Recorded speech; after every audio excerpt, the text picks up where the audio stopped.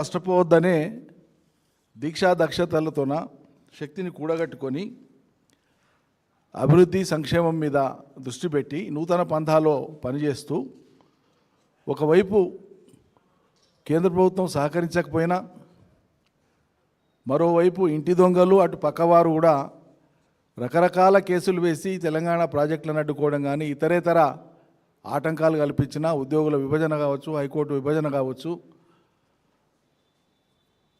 అనేక అవరోధాలు కల్పిస్తుంటే కూడా వాటన్నింటినీ చాలా చాకచక్యంగా ఆ కుట్రల్ని వాటన్నింటినీ కూడా ఛేదించుకుంటూ ముందుకు పోయి తెలంగాణను దేశంలో అగ్రభాగాన్ని నిలబెట్టినారు. అన్నింటికీ గణాంకాలే సాక్ష్యం. అన్నింటికీ భారత ప్రభుత్వం ఏడాదికి ఒకసారి వెలువరించేటువంటి గణాంకాలు కావచ్చు, పార్లమెంటులో చేసినటువంటి మంత్రులు చేసినటువంటి ప్రకటనలు కావచ్చు, ఆయా సందర్భాల్లో ఇక అంతకుమించినటువంటి రుజువులు ఏం కావాలనో ప్రజాస్వామ్య పీఠం మీద కూర్చొని ఒక రాష్ట్ర ముఖ్యమంత్రిగా అవేవి నేను లెక్కలోకి తీసుకోను, నాకు తోచిందే మాట్లాడతాను ముఖ్యమంత్రి గారంటే ఇంక అంతకుమించినటువంటి అపరిపక్వత ఇంకేముండదు. ఓవైపు వనరులను సృష్టించుకుంటూ ఎప్పటికప్పుడు నిధులను సమీకరించుకుంటూ ఒక అద్భుతమైనటువంటి రీతిలో మహా అద్భుతమైనటువంటి ఇంజనీరింగ్ మార్వెల్ అన్నారు సిడబ్ల్యూసి వాళ్ళు. గతంలో చాలాసార్లు కూడా నేను చెప్పిన, మా వాళ్ళు కూడా చెప్పినారు. ఇంజనీరింగ్ మహా అద్భుతం కాళేశ్వరం అని, ఇట్స్ అన్ ఇంజనీరింగ్ మార్వెల్ అన్నారు. కేంద్ర జల సంఘం నిపుణులు కానీ వివిధ రాష్ట్రాలకు సంబంధించినటువంటి ప్రముఖులు కానీ దాన్ని సందర్శించినప్పుడు చూసినప్పుడు అటువంటి కాళేశ్వరాన్ని పూర్తి చేసినారు 3.5 ఏళ్ల కాలంలో. అనేక అవరోధాలను అధిగమించి పాలమూరు రంగారెడ్డిని 90% పనులు పూర్తి చేసినారు. 90% పనులు పూర్తి చేసి 5 రిజర్వాయర్లు, 4 పంపింగ్ స్టేషన్లు, సర్జు పూల్స్, పంప్ హౌజులు అన్నీ పూర్తి చేసి పెట్టినారు. కెనాల్స్ తవ్వడం కోసం ముందుకు పెట్టుకొని టెండర్లు పిలిచినాక ఎన్నికలు వచ్చినాయి.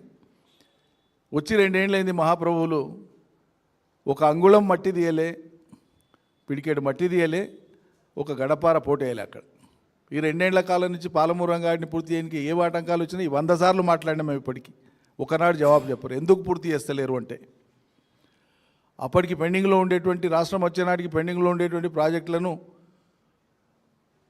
పూర్తి చేయడం జరిగింది. చాలా మటుకు మిషన్ కాకతీయ కింద చెరువులను 46,000 చెరువులను దురస్తు చేసుకోవడం జరిగింది. వేలాది చెక్ డ్యామ్లను కట్టుకోవడం జరిగింది.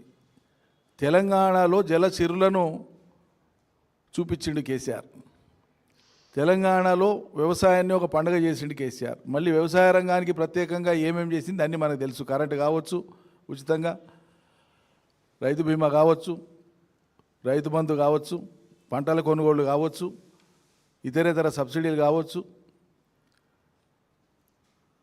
వ్యవసాయ ఆధునీకరణ, యంత్రీకరణ కావచ్చు, ఒకటి కాదు ఇట్లా చెప్పుకుంటూ పోతే అనేక. ఇవన్నీ చేసి ఈ వ్యవసాయాన్ని ఈ దేశంలో అగ్రభాగాన్ని నిలబెట్టిండు. తెలంగాణ వ్యవసాయాన్ని పండుగ చేసి చూపించిండు. వృత్తుల్ని బలోపేతం చేసిండు. గ్రామీణ ప్రాంతాలు మళ్ళా పచ్చబడి కలకలలాడేటువంటి ఒక మంచి స్థితి వచ్చింది. ప్రజలు ఒక మెట్టెక్కిన రాయిగా బాగున్నాం, బతుకుతాం అనేటువంటి ఒక ధీమా వచ్చేటువంటి స్థితికి తెలంగాణను ఆదర్శంగా నిలబెట్టిండు కేసీఆర్. కేసీఆర్ తాను, తన ప్రభుత్వం ఈ పనిలో ఉండి ఒక ఆదర్శప్రాయమైన రాష్ట్రంగా నిలబెట్టే ప్రయత్నంలో నిమగ్నమై అనుక్షణం పనిచేస్తూ ఉంటే ఇక అపాయింట్మెంట్ ఇవ్వలేదని ఒకడు, పదవి ఇవ్వలేదని ఒకడు, పక్కకు పెట్టిండని ఒకడు, ఈ స్వయం ప్రకటిత మేధావులు కొంతమంది పనిగట్టుకొని చేసినటువంటి విషపూరితమైనటువంటి ప్రచారం. వాళ్ళు కేసీఆర్ మీద విష ప్రచారం చేసినాము, తాత్కాలికంగా ఒకసారి కేసీఆర్ను ఓడగొట్టి ఆ ప్రభుత్వాన్ని ఓడగొట్టి కాంగ్రెస్ తెచ్చినామని సంబరపడుతున్నారు. కానీ 2 ఏళ్లకే పటాపంచలు అయిపోయినాయి వాళ్ళ ఆశలన్నీ. 2 ఏళ్ల కాంగ్రెస్ పరిపాలన చూసి అలా వాళ్ళే బహిరంగంగా చెంపలేసుకొని చెప్తున్నారు, మేము బుద్ధి పొరపాటు అయింది, కేసీఆర్ను మేము కావాలనే బదనాం చేసినామని చెప్పి ఓ మంత్రి అంటాడు. కావాలనే బదనాం చేసినాం, ఏ మోతాదులో బదనాం చేస్తే కేసీఆర్ ఓడిపోతాడో మేము ఒక వ్యూహాత్మకమైన వ్యూహం ఎవడైనా నిర్మాణానికి పనిచేస్తాడు. ఒక వ్యూహం ద్వారా ఒక గొప్ప నిర్మాణం జరగాలని ఆశిస్తాడు. విధ్వంసానికి వ్యూహం పడినటువంటి వాళ్ళు వీళ్ళేం మేధావులు. విధ్వంసం జరగడానికి తోడ్పడినటువంటి వీళ్ళ ఆలోచనలు ఏ రకంగా సమాజానికి మేలు చేసేవి, వీళ్ళకి అక్కినటువంటి విషయం టన్నుల కొద్దీ వీళ్ళకి అక్కినటువంటి విషయం అంతటితో ఆగలేదు. గతంలో సమైక్య రాష్ట్రంలో 2 తరాలు నష్టపోయినటువంటి తెలంగాణ సమాజం ఇటువంటి వాళ్ళు చేసినటువంటి పనికి ఇవాళ ఇంకో తరం నష్టపోయేటువంటి దుస్థితిని కల్పించినారు వాళ్ళు. దానికి వాళ్ళు ఈ జాతి వాళ్ళని ఎన్నటికీ క్షమించదు. క్షమార్హం కానటువంటి రీతిలో వాళ్ళు ద్రోహం చేసిన తెలంగాణ సమాజానికి.